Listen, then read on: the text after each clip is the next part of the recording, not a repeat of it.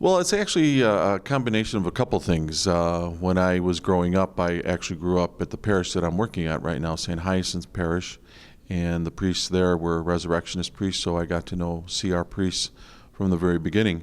And then eventually I ended up going to Weber High School, and Weber High School was a CR school, and so I got to meet a lot of the CR priests over there too. But what hit me was that there was something about these guys that lived together and worked together, and I saw how much they enjoyed living together and working together. There seemed to be a real life and a real joy that emanated from them. And then somewhere along in my senior year in high school, I became convinced, and I'm not sure how, but I became convinced that God really loves me. And the more I thought about that and the more I felt that, the more I realized and recognized that I need to do something about that. And that something had to be that I needed to share that with other people. And the only way I knew to do that was by possibly becoming a priest. And so I talked with Brother Tom, and he encouraged it. He encouraged that I investigate that possibility in my life, and lo and behold, after a few years of studying and whatnot, here I am a priest. You know, because of my ministry, I have actually been able to travel a lot into different places, and I don't necessarily mean worldwide. I mean more so here in the city of Chicago. Or wherever it was that I was ministering. And I was able to go from one parish to another, meeting different people in different situations, being able to sit down with them, to talk to them, whether it's celebrate Mass for them, whether it's hearing their confessions, or just visiting them at home or in the hospital. My real ministry, my real calling is to be with these people in those moments and in those times of need and difficulty, or many times in their joy.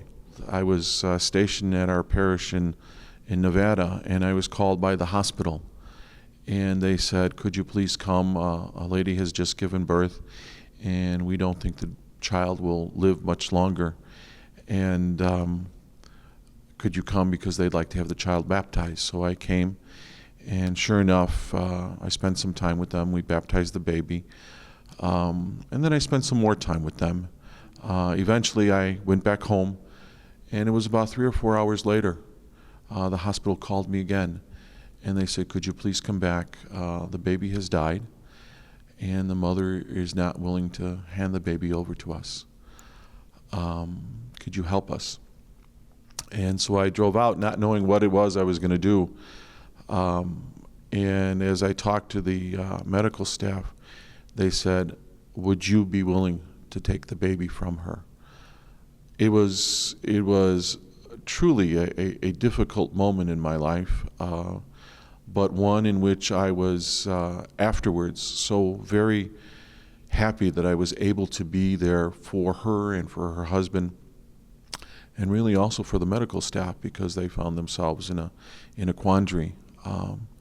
But it was a moment in which I saw God truly working, and somebody recognizing that God was present. One of the things that we had done was we asked our students to think about all the different teachers that they had in their lives, from grammar school through high school, and to choose one of them that had a significant influence on their life. And it was amazing how often that the teachers that they thought of were either one of the priests that was there at Weber or one of the sisters back in their grammar school.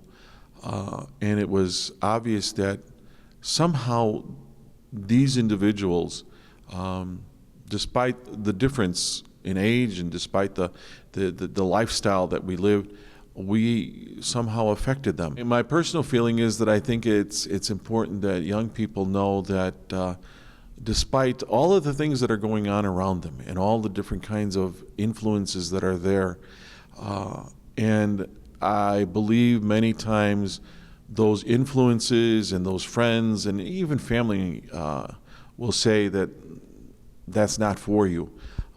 That's not possible. It is possible. It's real. It's not always easy, but neither is married life. Neither is family life. Life in general is a series of struggles, but it's also a series of joys and accomplishments. And it's just a different way of living our life, and one in which we try to present Christ in a new way. And I would invite young men and women to really, really think about the possibility and to investigate whether or not this is possible for them, because I think it is possible, and it's okay to be countercultural.